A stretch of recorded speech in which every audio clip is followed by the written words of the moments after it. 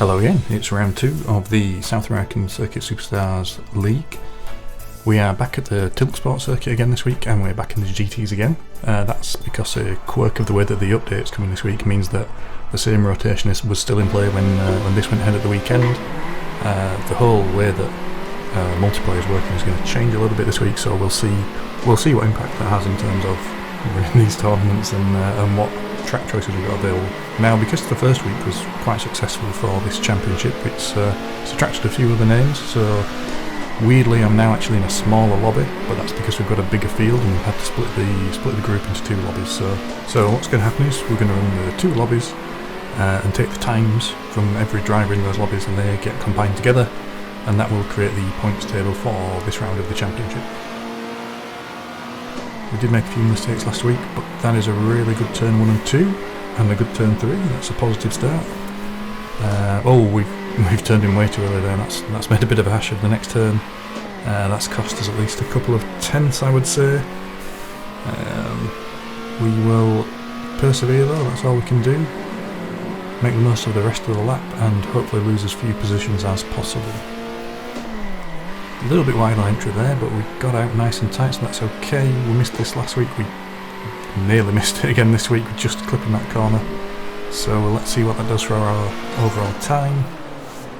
Yeah, that's come through as 37.8. That's not really what we're looking for. A couple of tenths down on the last round, and we should be aiming for a really good lap at the 37.4s or 5s, which is what the pole is today. That's Lehdog has got ahead of Minardi. He must have made a mistake or 2 on the lap, because he's usually ultra quick.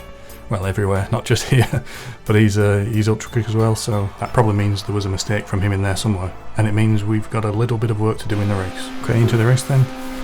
Hoping for a good start, starting from 3rd this time. We get on the inside, but we take a little hit from Minardi and then a bigger hit from Mike there.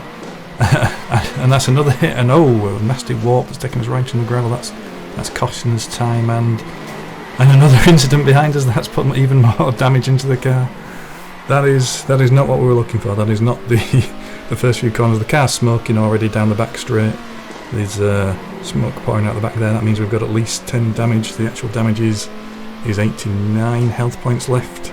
That's gonna really hurt this first stint. We've got Muritopin on my tail there. He's going to be hassling hard if he's not got damage, and by the way he's gaining on the straights, I'd say his car's probably okay, certainly in better condition than mine.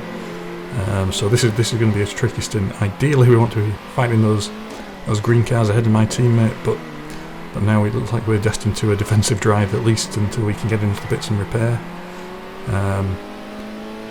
We're just going to have to drive some defensive lines, keep tight on all the corners, hold the inside line down the straights before the next turn, and make sure we just don't give any opportunity for Muritopin to sneak past. That's going to have an impact on our strategy as well, so we want to get in and get this damage repaired, bearing in mind that this is kind of a timed race. That's what's going to count, not just the position in this race, but the time against the other group. So this is really not good.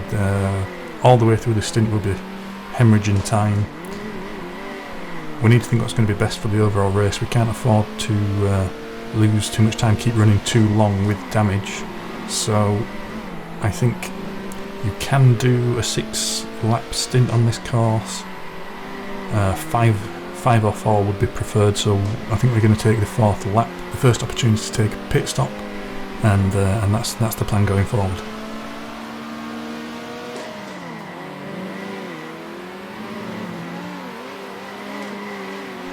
Keeping tight, trying to not let Muritopin... Oh, he's hit us! He's hit us in a big way. Yeah, that's even worse than the car health is down to the 70s now. There's yet more smoke pouring out the back from after every corner. I'm guessing he just misjudged where we were stopping there. I've raced a lot with Muritopin. I wouldn't expect a deliberate move down the inside that's gonna hit us like that. So I think he's just been caught out by the damage that we've got, and he's running to the side of us there. We're heading into the pits this lap anyway, and it looks like he's made a late decision to dive into the pits there, and well, that was a chaotic pit entry. I mean, we're heading in with damage anyway, so it's not going to cost us too much to repair a little bit more, but we'll stick to the strategy. We're going to put in about 80 odd fuel, and that should set us for a 5-lap stint. We've got it out just ahead of Muritopin. That's fantastic for our race. That means We're out now on fresh tyres. We've got a fully repaired car. That should mean we're in a good place to start putting in some times. We need to do what we can. Maybe there's a chance we can claw back some time on the front three.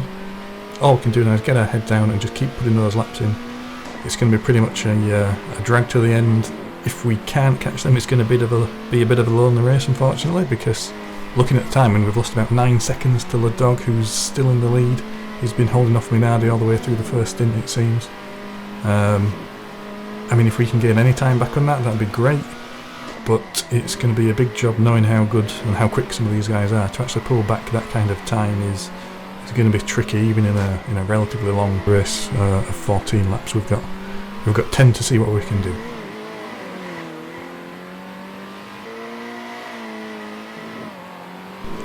Okay, so we're cut back in on lap 9. We've been running by ourselves for 5 laps now. It's time for us to make another stop, and hopefully this will give us a chance to see if we're gaining ground, if we're losing ground. We'll see what happens after this pit sequence. Again, we're looking for about 80 fuel in here. That should take us to the end of the race. I mean, we can see our teammate there. We can see that's Lehdog in front.